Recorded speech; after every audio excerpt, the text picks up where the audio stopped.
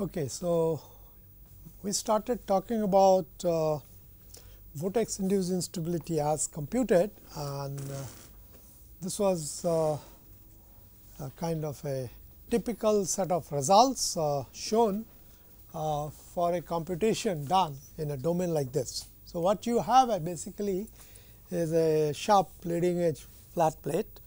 The flow is coming at a 0 angle of attack, and then over and above this computational domain, you have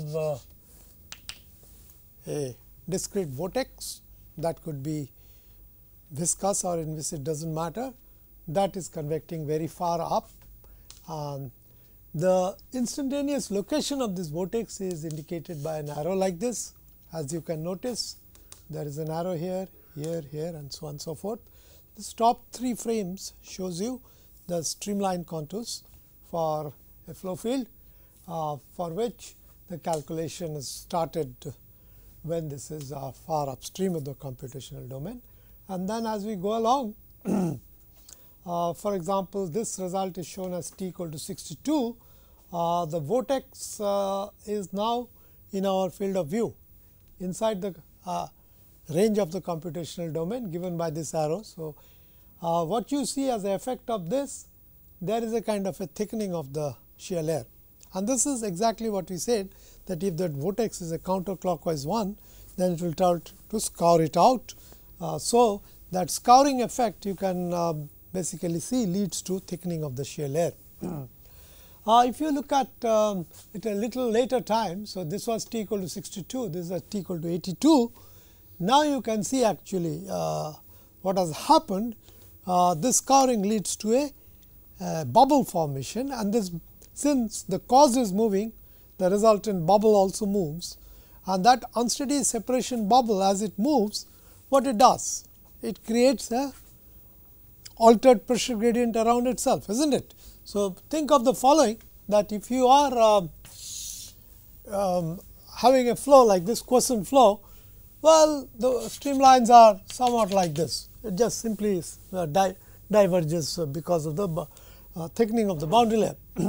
Now, if I create a separation bubble like this, then what happens? Locally on this side, I am going to create a strong adverse pressure gradient, and that adverse pressure gradient will further destabilize. So, if this is a result due to a primary instability,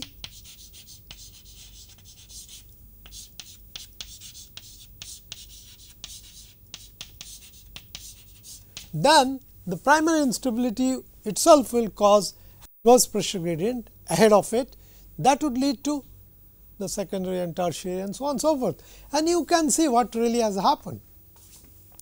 As we seen in our analysis in the last class, that a single convecting vortex creates a adverse pressure gradient ahead of it, that leads to a major primary bubble forming, and you can see the distance of separation, it is quite ahead, but then that itself creates a secondary and tertiary instabilities ahead of it, and this movement actually is very pronounced. So, what happens is, once the primary bubble starts, you actually switch on a cascade process. This leads to a sequence of instabilities, and this is what is seen in these kind of dark blue shade, indicating locations of secondary and tertiary bubbles forming. And if you look at little further later time at t equal to 90, you can see the primary bubble has not moved very much, but look at the speed at which the secondary and the tertiary events have occurred. And you can also notice the edge of the shear layer, which is given by the edge of this blue line. You can see these are sort of lifted up, or we call this as kind of a vertical eruptions. So, these individual bubbles indicate lumped vortices. This lumped vortices, as they all move downstream, they are also kicked up, and these vertical eruptions are a very trademark signature of even fully developed turbulent flow. We will talk about turbulent flow as we go along. you will see that even there each cycle of turbulence you have various stages of flow development. One of the stages is called the ejection stage, and during the ejection stage you do see such vertical eruptions. So, basically through this controlled numerical experiment you can pick up those basic prototypical modules which you expect to see even for fully developed turbulent flow. So, that is what it is, and if this is your streamline contours which shows little subdued effect, you can see much more magnified effect if you plot the vorticity contours, and that is what you are seeing here. And once you notice this vorticity contour plots, you can see this thickening of the shear layer at t equal to 62, and here you can start seeing that effect of this primary bubble growing leading to secondary and tertiary instabilities, and here you could very clearly see those vertical streaks, the eruptions, vertical eruptions, right. So, this is exactly what one would see in a computation. Let me also tell you that the Reynolds number that was based on the displacement thickness at this. So, if I look at this outflow R e delta star, that is roughly about 472. So, that means what? Inside the whole domain that we are computing, the flow is subcritical with respect to Tolman-Schlichting wave, because we know Tolman-Schlichting waves are generated at 520. So, in the whole domain flow is supposed to be subcritical, but because of this forcing, a steady forcing, we can create a sequence of unsteady events. That is what we call as bypass transition. So, we would note this very emphatically, that the flow is fully subcritical in the computational domain, despite which we are seeing all this. And what you do is basically effect of this convecting vortex is fed through by calculating what is the induced velocity at the inflow and at the top of the domain. You do not try to calculate what is happening at the outflow. Why? Because we do not know a priori if there are some instabilities. If we say that the velocity induced here is due to the Biot-Savart interaction, then we are basically precluding all the events. So, you never do that. Most of the time at the outflow, what you do is you give boundary condition, you allow things to happen. Okay. So, we do such a thing while we fix the input disturbances at the inflow at the top of the computational domain. Okay. And that you do it by using Biot-Savart interaction. Okay. That is fairly straightforward. Now, I told you that at the outflow you do not use induced condition due to the vortex, but what you do is give a softer boundary condition, which is called here as the fully developed condition, in the sense we give the wall normal component of the velocities streamwise gradient. So, xi is along the stream direction, right. So, V itself here is like your del psi del xi. Okay. Well, I am not writing the scale factor, there is a scale factor also involved. So, this is basically nothing but your H2V, and then when you are doing this, this is equivalent to something like this.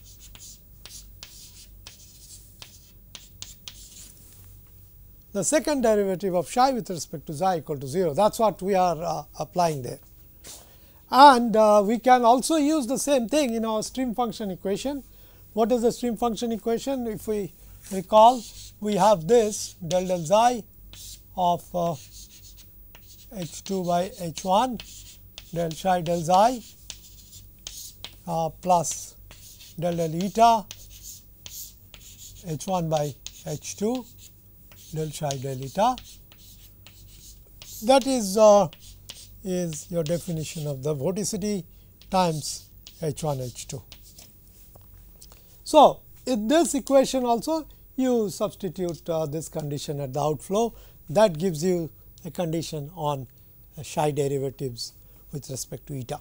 That is what you apply there. So, that is what we are saying, that we apply the vorticity boundary condition at the outflow. So, if I know the psi, I can calculate this. From there I can calculate the value of the vorticity at the outflow. That satisfies this fully developed condition. This is one way. The other way is to do is use Summerfield boundary condition. In Summerfield boundary condition, what we usually do is that is more aesthetically satisfying and useful also, is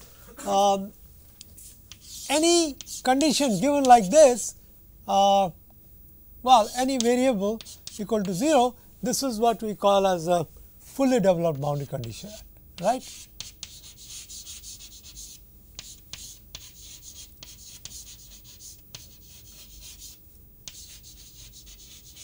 What the name, the terminology signifies that the quantity under investigation is fully developed.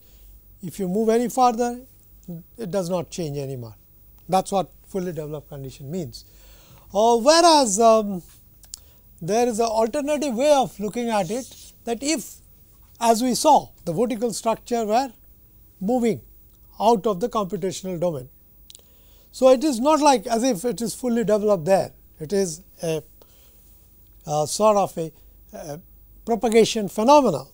And to address that propagation phenomena, if I look at some quantity, let us say the vorticity, then I will say that it is as if it is going as a one dimensional signal, and I could give some kind of a convective velocity of that signal V c, and that is going like this.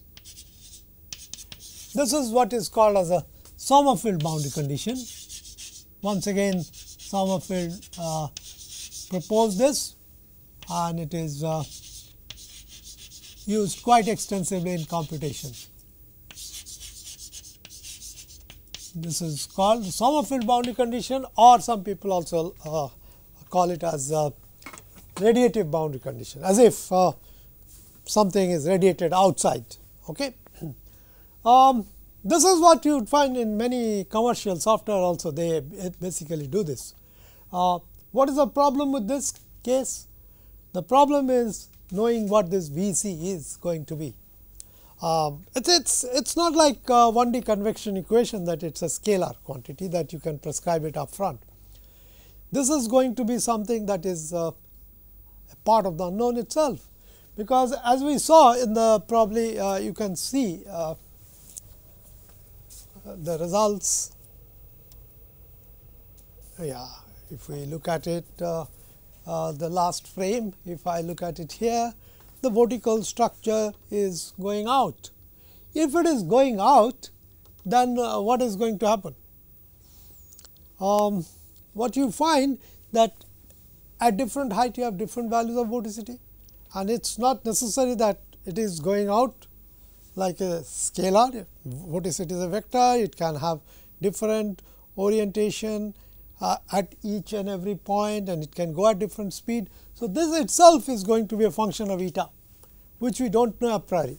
There are many ways of handling it. One of the way that we have tried to do is calculate that velocity at the previous time step, at the whole edge. At each point you calculate this and then you let it go out. So, this is what one does in terms of computation, and these are important. These are not trivial issues. These are still a part of research topic, and we have seen that the incipient unsteady separation on the top frame that we just now saw, that we indicate as the primary instability, and of course, in subsequent frames you could note secondary and tertiary events that is essentially induced by primary instability. Of course, this goes without saying that we do not notice Tolman-Schlichting waves, and the vortices those are formed in the wall are essentially due to unsteady separation. Okay? And that is initiated by a steady convecting vortex in the free stream. This was a quite an interesting flow field. That is why, if you recall that Doligalski wrote in a review paper in 1994 that how a single convecting vortex affect a flow, that is a matter of intense research, and that was not known. We just carried it on, and we ourselves were quite satisfied because this confirms with our experimental observation. We do get the theoretical and computational verification of this, and since this is all started by a single convecting vortex, so we call it a vortex induced instability, and as you go by the definition of bypass transition of Markovin, this certainly classifies can be classified as one of the bypass transition mechanism. And we have been pretty much active in this area for quite many years now. So, we do keep investigating it in various scenarios. In the first papers, first two papers, we did look at vortex induced instability. The last paper we looked at, that is this paper in JFM, we looked at the subcritical instability on the attachment line of an infinite swept wing. So, we will talk about that.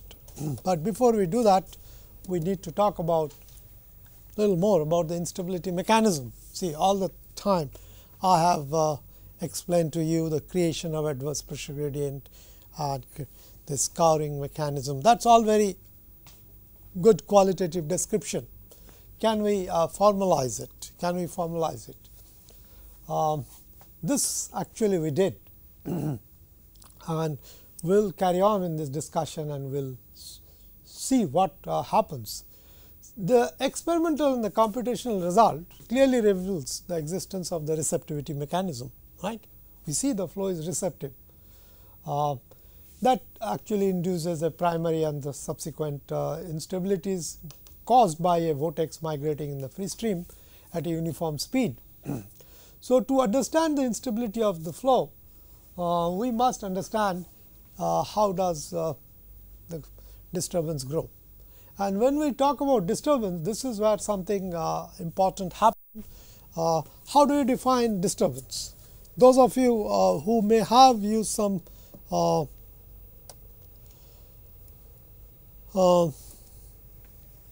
package in computing turbulent flows, you would notice that people use something called turbulence models. And one of the popular turbulence model is the K epsilon model, and the K stands for the turbulent kinetic energy and epsilon is the dissipation. So, what happens is the turbulence community per se have been looking at the turbulent kinetic energy. A breath of fresh air was actually brought in this discussion in this book by Landau and Molo Christensen. It is called Turbulence and Random Processes in Fluid Mechanics. A very nice book, very thin one, very extremely enjoyable. If one is interested about chaos and turbulence, this is a very short description of the same thing. What caught our attention was the emphasis these two authors said that if you really want to understand transition and turbulence of incompressible flow, then you better look at the total mechanical energy. Just do not simply dabble on the disturbance kinetic energy. This is a wrong way to go. Well, we were aware of some of the discussion also Markovin had made in a paper in 1991. It was a little heuristic, it was not very rigorous. Markovin suggested that what you are seeing, that all of a sudden unsteadiness appearing, that could be due to some kind of a shear noise, and that tried to look at it by looking at the Poisson equation for the pressure, static pressure. What we are intending to do here is go away from what Markovin suggested, but instead follow the lead of Landau and Malloy-Christensen, and we developed an equation for the total mechanical energy directly from Navier-Stokes equation without making any assumption whatsoever. And then we talked about this disturbance field separately from the equilibrium flow, and then tried to follow what the disturbance mechanical energy was doing. So, let us see what it is. Okay. Basically, what we can do is derive this equation 5.1 that you are seeing in front of you. How does it come about? This comes about, as I promised to you, that will appear from directly from the Navier-Stokes equation without making any assumption. So, let us see how we go about doing it. This is arrived at in the following manner. Look at it this way, that your Navier-Stokes equation is given like this.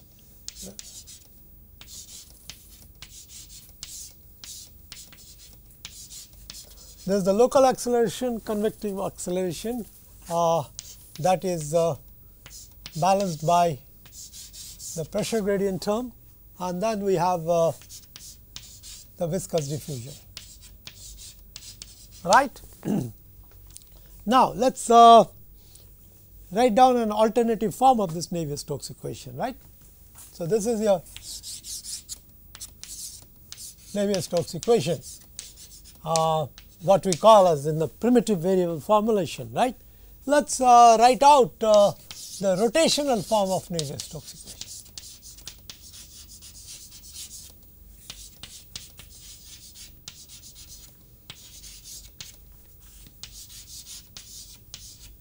I will just simply write NSE to indicate Navier-Stokes. So, what we do in this trying to get this, we use this vector identity.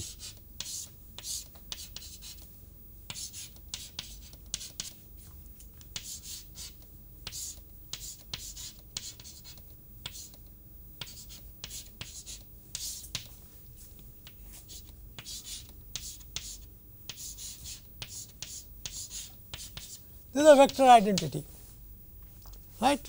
So, there is no issue with that. So, if I use this over here, what am I going to get is this del V del T, and from here what is this? Del cross V is the vorticity, right. So, I could write this is V cross omega. And this term that I have here, I could put it on the right hand side. So, what I am going to get, there is already a minus sign. So, this also comes with a minus sign. So, I could write it like P by rho plus V square by 2. That is this, and then we have this term as it is. Now, this itself is your total mechanical energy. If you do not add any body force, etc., it has two components, a pressure head and the kinetic head. And this is also what you get in your Bernoulli's equation, right. In fact, from here itself one can derive the Bernoulli's equation, right. You can see how to do it. Drop this term out. Then you say flow is, let us say, irrotational, or you follow along a streamline. Then if you follow along a streamline, this term will also contribute nothing. There is a steady flow, so this goes away. So, if the spatial gradient of this quantity is 0, so this must be constant everywhere. That is the way we come to the Bernoulli's equation. However, this is this. So, if I define this quantity itself as E, as we have done here, P by rho plus V square, I wrote V dot V by 2, that is our total mechanical energy. Now, what do? Take a divergence of this equation. So, if I take a divergence,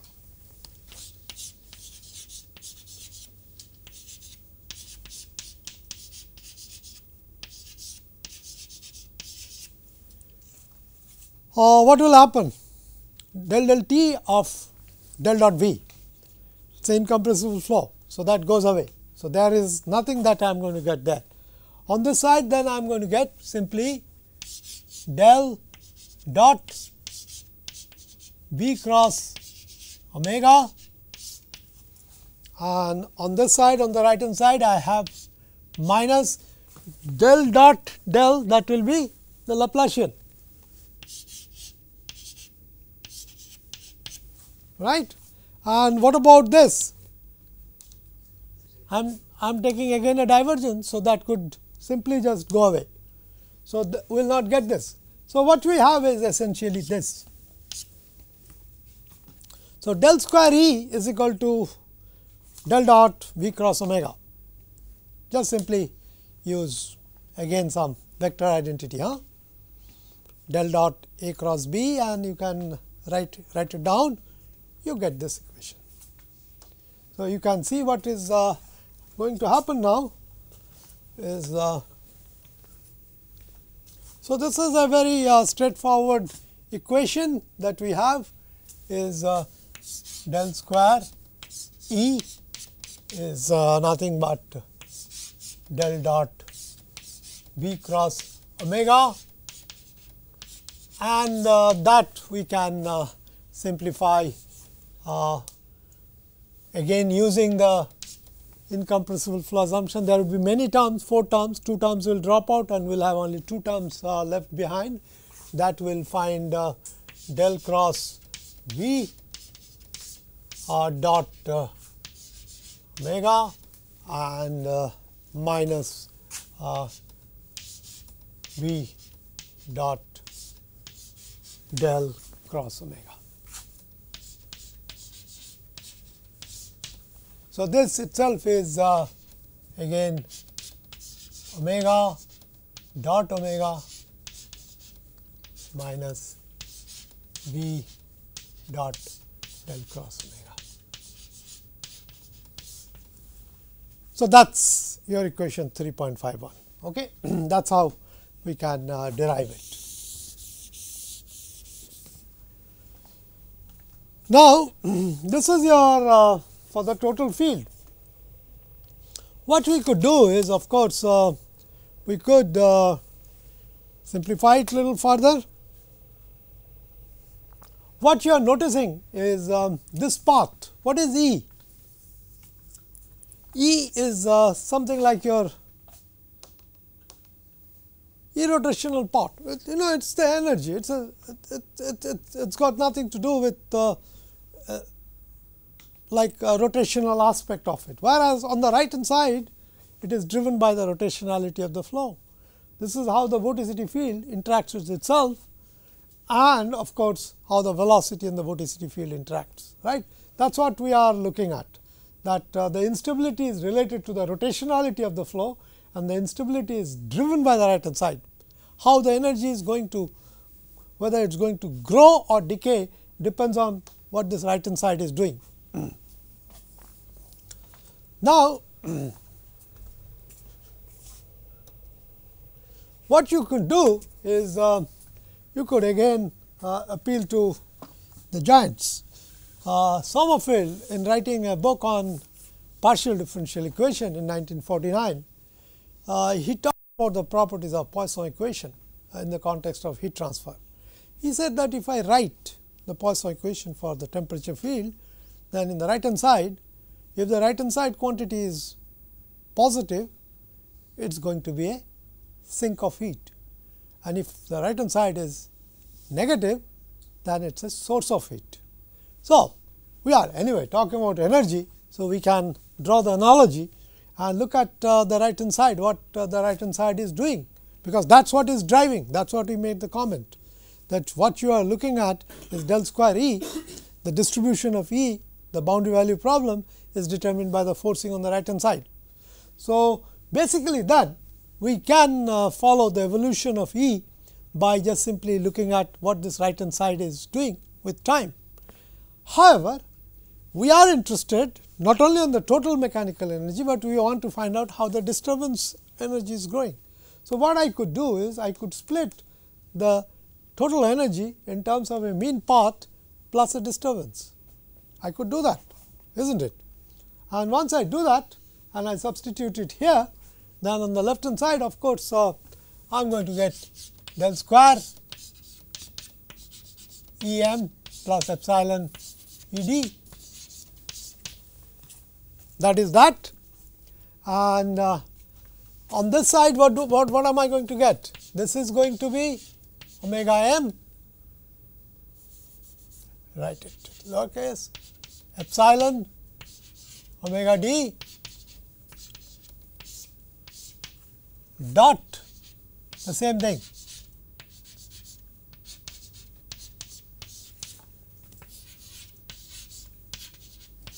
That is the first part, and the same way I could split the velocity field also into mean and a disturbance.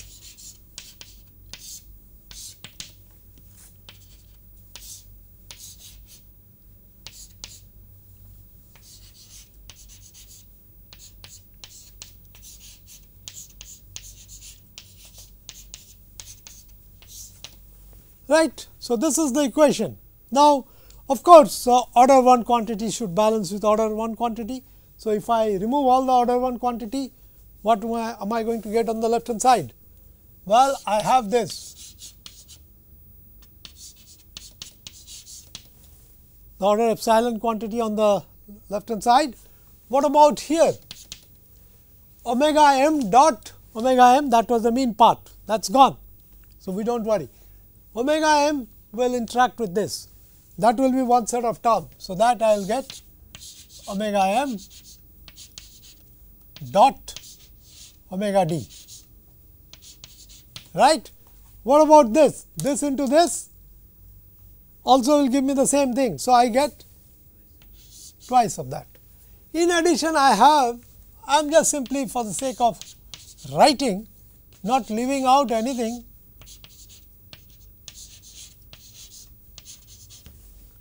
this is the order epsilon square term, how the disturbance field interacts with itself, that is also there. And what about here?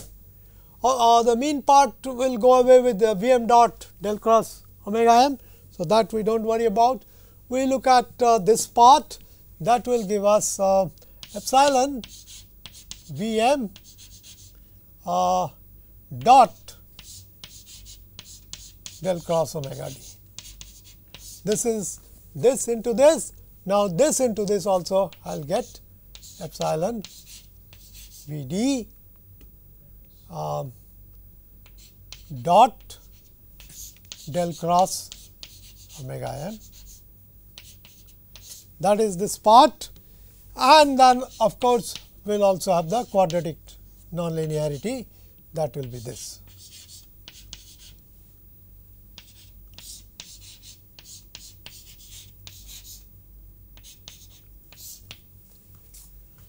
So, what you are noticing, of course, you can drop out all the epsilons, and then you are going to get this term.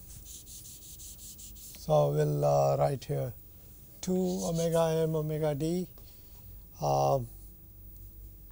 there would be this term, right, and these go away and this. So, what you see as the equation 2 there, 5.2 has all the terms. Only thing is, we did not write these as order epsilons, but that is implied. This term is a lower order quantity, so is this term, right. So, if we want to be consistent, we could drop this out, and that will be your corresponding linear analysis, right. This is how we perform linear analysis. So, basically this is the thing. What you are noticing though, that the disturbance energy is dictated upon how the mean vorticity interacts with the disturbance vorticity, right. So, in the case of our numerical and experimental investigation, we already have a mean flow vorticity distribution, that is the boundary layer vorticity, right. With the boundary layer I can have a vorticity distribution, and now over and above this disturbance vorticity omega d is going past, it has its footprint there, that is interacting there. That is one of the sort of a player in dictating what happens, and we have seen it depends on the sign. What we have said that if I have a flat plate, I have vorticity of one sign, and then if the vorticity is positive, then I get something that would give me a dominant quantity from here. If that dominant quantity happens to be a negative quantity, then we will have a source of disturbance energy. So, now you can see how this whole thing comes about. This is the primary term. Look at this. This is a lower order term.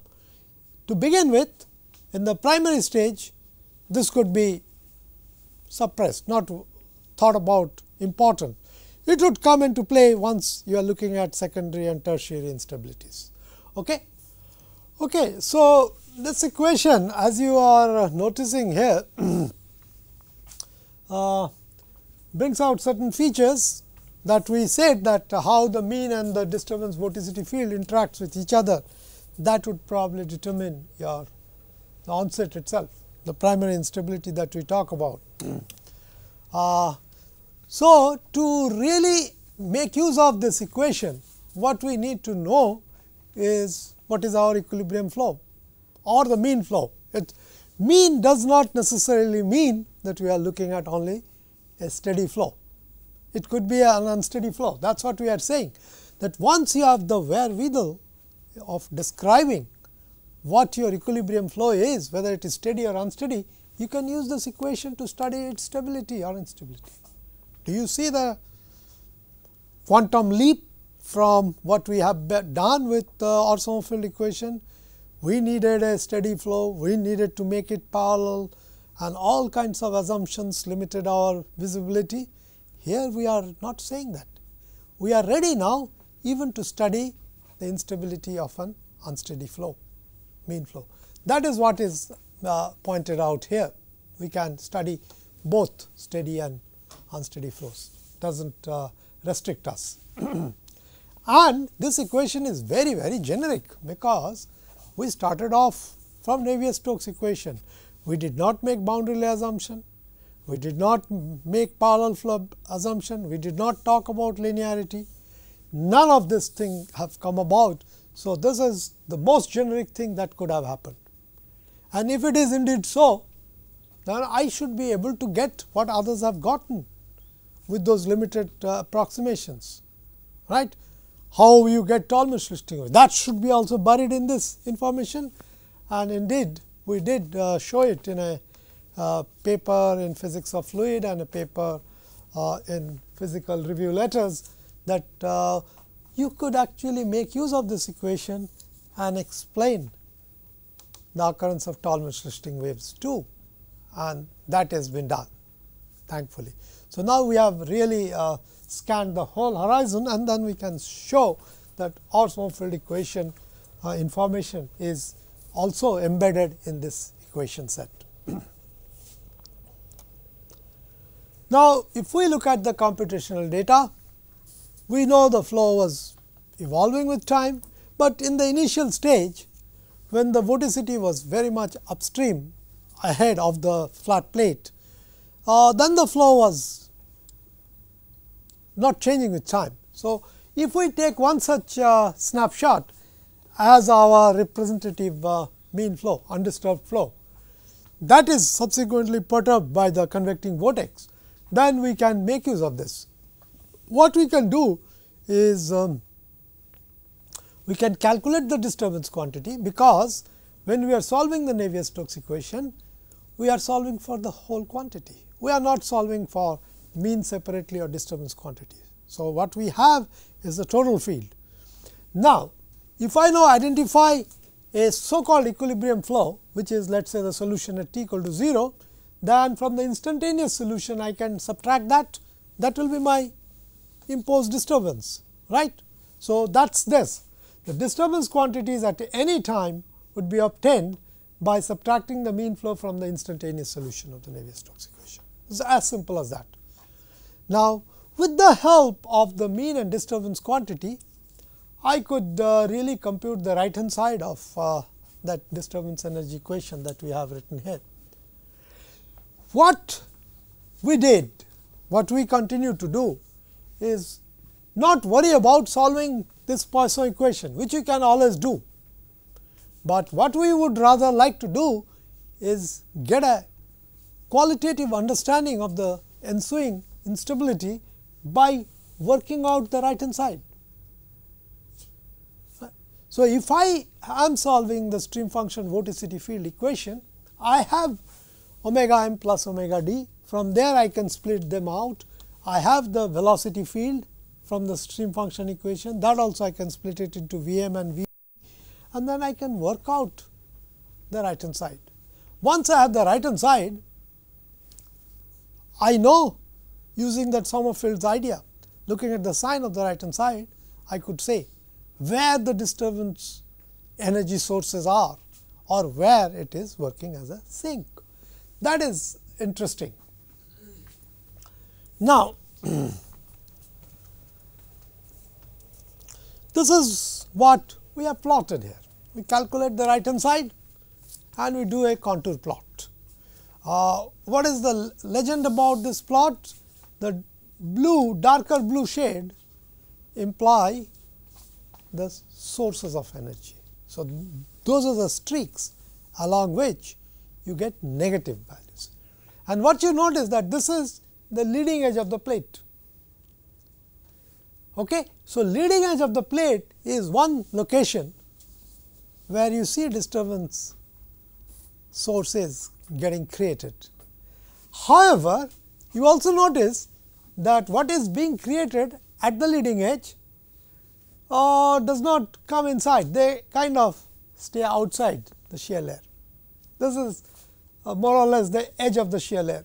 So, it remains outside. So, the leading edge point, it is quite well known for a long time that that has some role to play in flow instability, and that is what we are also seeing. Well, it does have, but it stays outside. Also, we have a second site which is about 20 delta star from the leading edge. That is where I see another more intense source of disturbance energy. And as I told you, this calculation is all for subcritical domain, because the RE delta star here is 472. So, despite that, we are seeing that convecting vortices creates all kinds of disturbance quantities, which leads to an interaction given by the right hand side, and that shows two sides of instabilities. And of course, there is one vorticity field, there is another vorticity field, they can interact also. And you start noticing that thing is happening. There is an interaction between these two disturbance sources, one starting from the leading edge, another is somewhere in the middle of the domain. And we did talk about those vertical eruptions. You can see those are responsible for linking these two sources.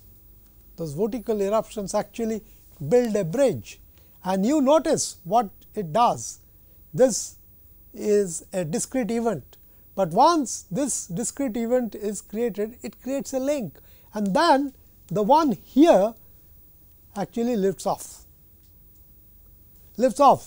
and this seems to be inhibited, but this is what you are going to see, a sequence of instabilities happening like this. So, as if the leading edge disturbance seems to feed energy here, and that basically reinforces the disturbances that are there on the flat plate. So, one thing that we realize that in studying a flow field of this kind, if we are doing the computing, you have no choice but to take the leading edge. There are many people who have tried to compute the flow by excluding the leading edge. If you exclude the leading edge, you are not going to pick this up. Okay? So, this is rather very crucial.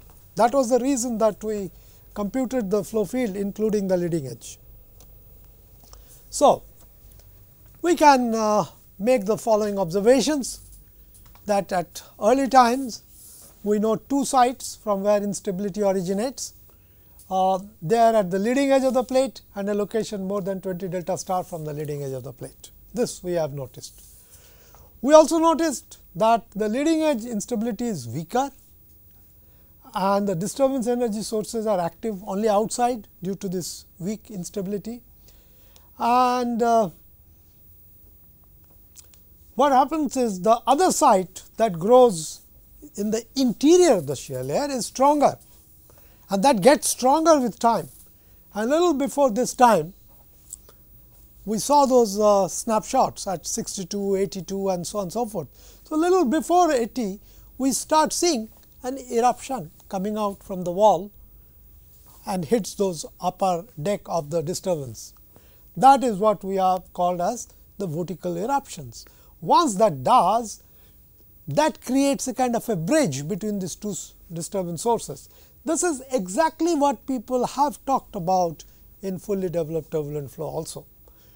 During the burst sequence of fully developed turbulent flow, people do see some kind of a vertical eruptions, and that is the bridge between the two energy sources via the eruption, and this creates a kind of a spike.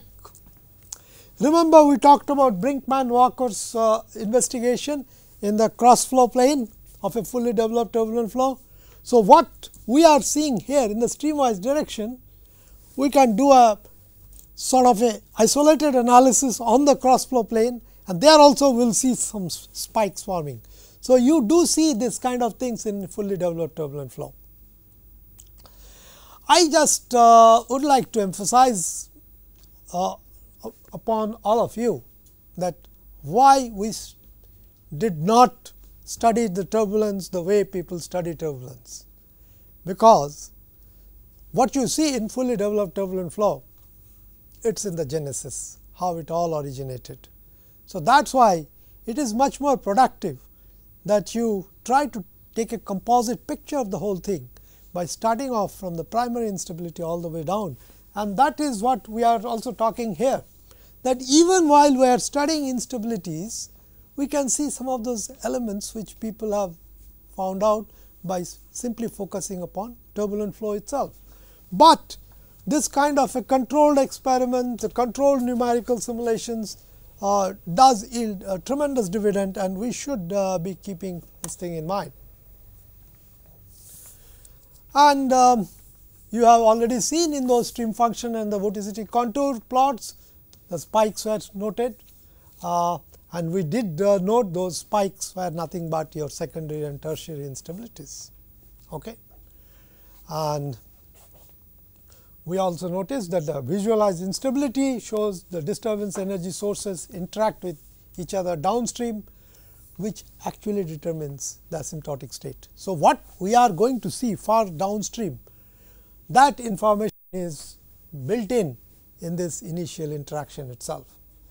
That is what I say, that it is always necessary that we must include the leading edge in computing unstable or transitional flows. Otherwise, what will happen?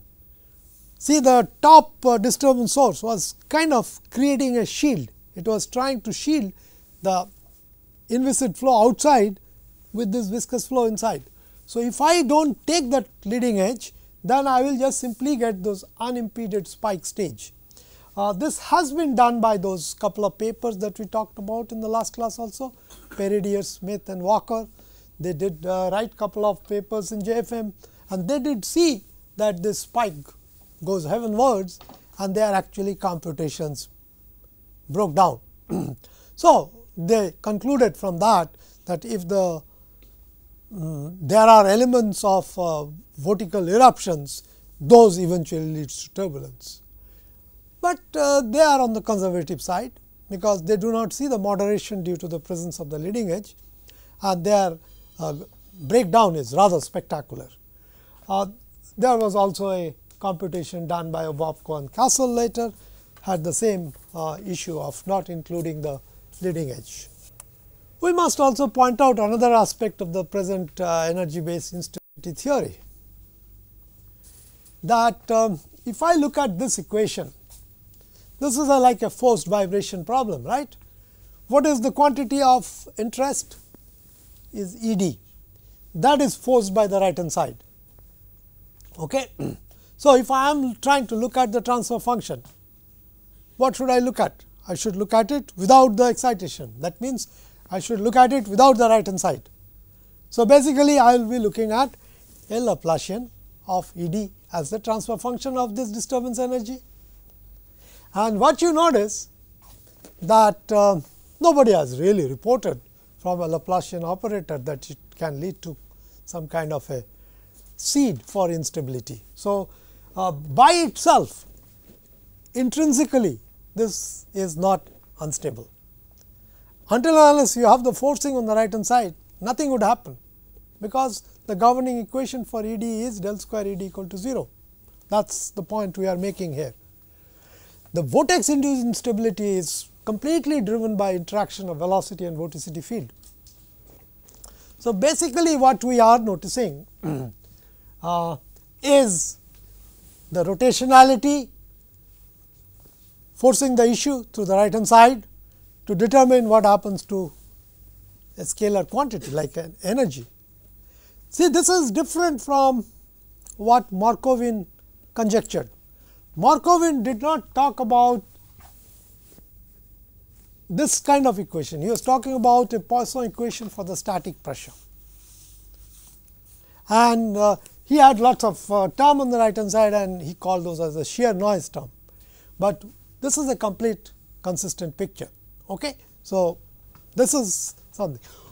What is more, I do not know whether you have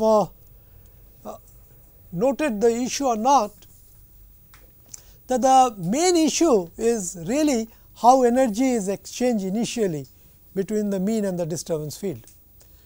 This is clearly brought out by this term and this term. Okay. So, how the mean is reacting with the disturbance field, that is what you are getting here.